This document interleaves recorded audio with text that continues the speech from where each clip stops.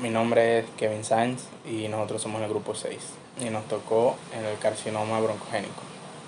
Este carcinoma es una neoplasia maligna proliferativa que deriva del epitelio respiratorio primario. Se divide generalmente en dos grupos histológicos principales. El primero es el carcinoma no microcítico de pulmón, que representa aproximadamente el 85% de todas las neoplasias pulmonares, y el otro es el carcinoma microcítico de pulmón.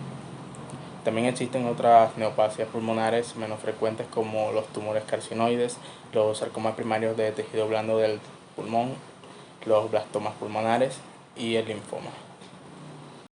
Bueno, su epidemiología. El cáncer de pulmón es, con diferencia, la principal causa de muerte de origen oncológico en términos globales. Se calcula que al año se diagnostican 1,3 millones de casos nuevos, lo que representa casi el 12% de todas las neoplasias, con una mortalidad estimada de 1,1 millones de muertes cada año. El cáncer de pulmón es la neoplasia maligna más frecuente en los hombres y va a tener una incidencia de 35,5 por cada 100.000 hombres, mientras que en las mujeres su incidencia va de 12,1 por cada 100.000 mujeres y se sitúa solo por detrás de los tumores de mama, de cuello uterino y colon.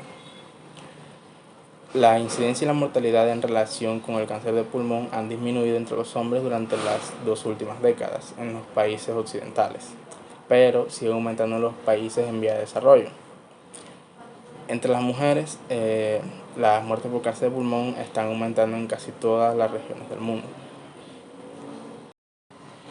Bueno, en cuanto a la patogenia, casi 2/3 de los pacientes con adenocarcinoma pulmonar albergan una mutación oncogénica sobre la que se podría actuar con fármacos específicos. Las más frecuentes son las mutaciones en KRAS, EGFR, BRAF, HER2 y PIK3CA, y las reordenaciones génicas en ALK, RE3 y ROS1. Aproximadamente en el 25% de los pacientes con adenocarcinoma de pulmón se observan mutaciones en el KRAS, que suelen asociarse al tabaquismo. Los lugares más frecuentes de mutación en KRAS son los codones 12, 13 y 61, que dan lugar a sustituciones de aminoácidos que alteran la actividad en la GTP-asa e inducen la activación constitutiva de la señalización RAS. La utilidad pronóstica de la mutación del KRAS en pacientes con cáncer de pulmón es de motivo controversial.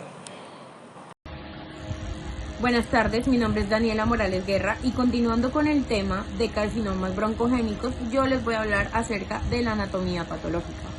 Vamos a comenzar iniciando por decir que a pesar de que existen diversidades histológicas en cada tipo de cáncer de pulmón, digamos que el significado clínico de muchos de estos no está todavía establecido. Sin embargo, los que vamos a mencionar a continuación pues tienen un determinado significado clínico.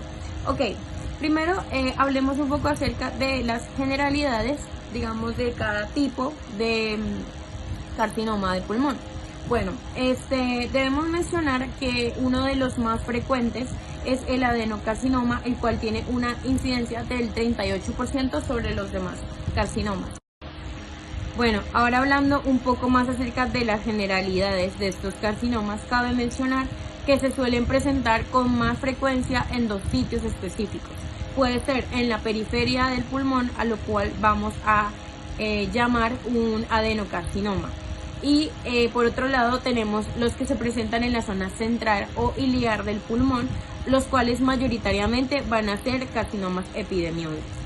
Bueno, se suele relacionar la aparición de estas neoplasias con lesiones previas que son visibles y bastante evidentes en el tejido. Bueno, ahora hablemos acerca del adenocarcinoma. El adenocarcinoma es un tipo de tumor epitelial invasor y maligno que presenta la cualidad de tener una diferenciación glandular.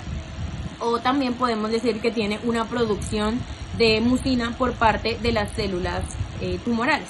Este puede presentar distintos patrones de crecimiento, como el patrón acinar, el patrón papilar, micropapilar y el patrón sólido, con producción de mucina por parte de estas células.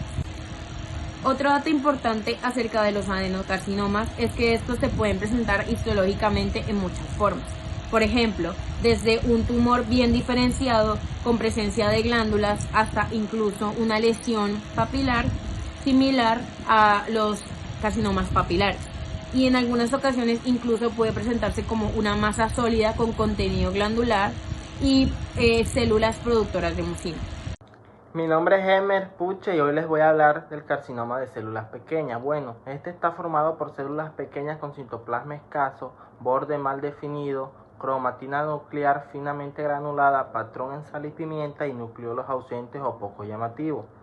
Las células son redondas, ovaladas o fusiformes con amoldamiento nuclear muy llamativo. También tenemos el carcinoma de células grandes. Las células grandes presentan núcleos grandes, núcleos prominentes y una cantidad moderada de citoplasma. Este es un diagnóstico de exclusión. Manifestaciones clínicas. Los síntomas iniciales habituales del cáncer de pulmón son tos, disnea, dolor, hemotisis y pérdida de peso.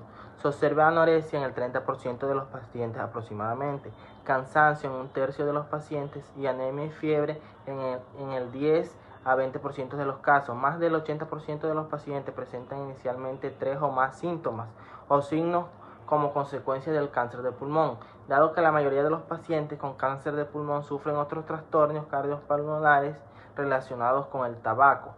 Estos síntomas solapados demoran en muchos casos el diagnóstico del proceso maligno subyacente. Buenas, mi nombre es Sebastián Ulloa y le vengo a hablar sobre el carcinoma epidermoide. Bueno, este se encuentra con mayor frecuencia en hombres y se asocia de manera importante con el tabaquismo. Es frecuente que los carcinomas epidermoides vengan precedidos por una metaplasia escamosa o displasia en el epitelio bronquial, que después se transformará en un carcinoma in situ. Diagnósticos invasivos. Se necesita una biopsia para establecer el diagnóstico y en los últimos años para realizar estudios moleculares que puedan ayudarnos a elegir el tratamiento. La zona más accesible con el método menos invasivo es la forma recomendada para obtener tejido para el diagnóstico, mientras que una AAF, o sea, una aspiración con aguja fina, suele bastar para establecer el diagnóstico y puede realizarse por vía transtorácica o mediante broncoscopia. El tejido obtenido suele ser insuficiente para realizar estudios moleculares. Debido a ello, el paciente con sospecha de cáncer de pulmón se recomienda realizar una biopsia con aguja gruesa para obtener suficiente tejido.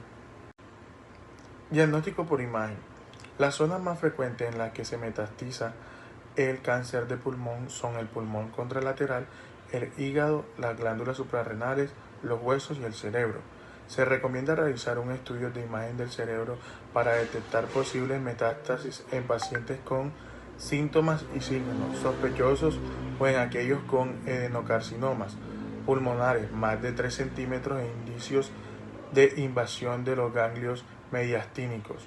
La resonancia magnética o RM y la TC con contraste son dos técnicas aceptables para identificar posibles metástasis cerebrales. Y en última instancia les voy a hablar acerca de la estadificación. En este caso el cuadro que presentamos proviene de la Asociación Americana contra el Cáncer o el Comité Americano contra el Cáncer, en el cual ellos establecieron unas pautas de tratamiento de acuerdo a la estadificación del cáncer de pulmón.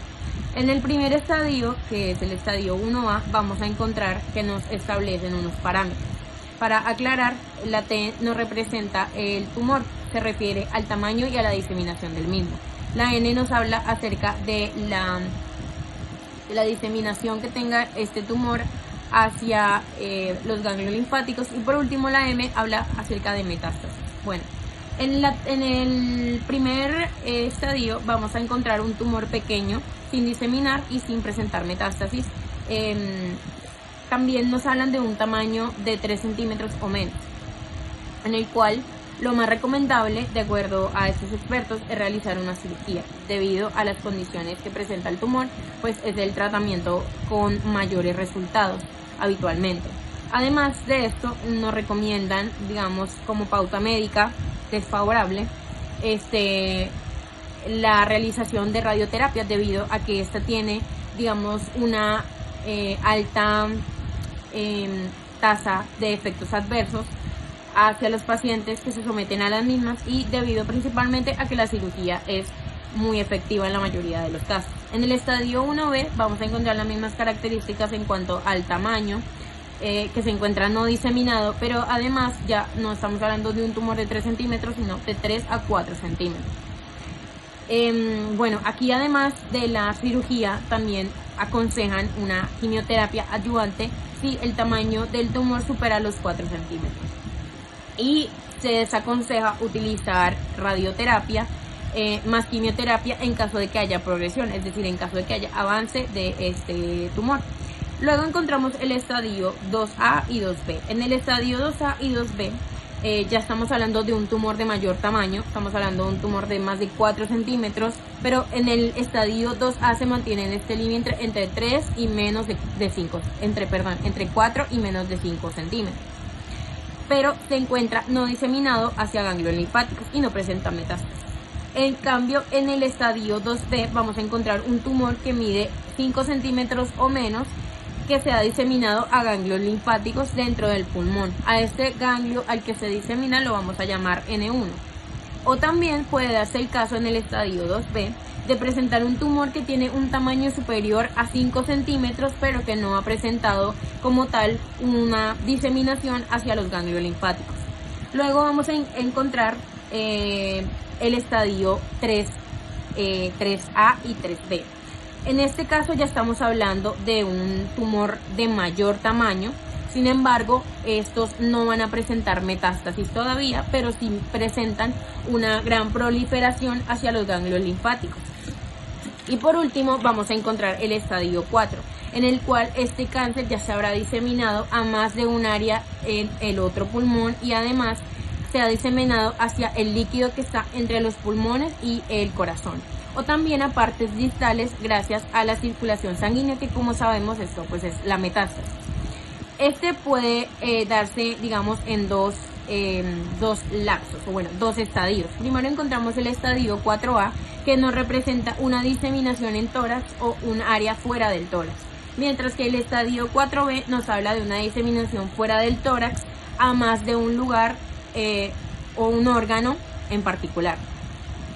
En estos casos, lo más recomendable es realizar quimioradioterapia concomitante, y también, bueno, se aconseja, digamos, en el estadio 4A y 4B en caso de que exista una mutación como tal en el receptor del factor de crecimiento. Este es un receptor que se encuentra presente en la superficie de la membrana celular, que básicamente permite que se envíe una señal para que esta célula se pueda proliferar. Entonces, al utilizar medicamentos que inhiben, que de hecho su nombre es inhibidor de la tirosina quinasa, que son unas proteínas que permiten esta proliferación, este mantenimiento celular, básicamente lo que hacemos es evitar que se continúen proliferando estas células de manera desmedida.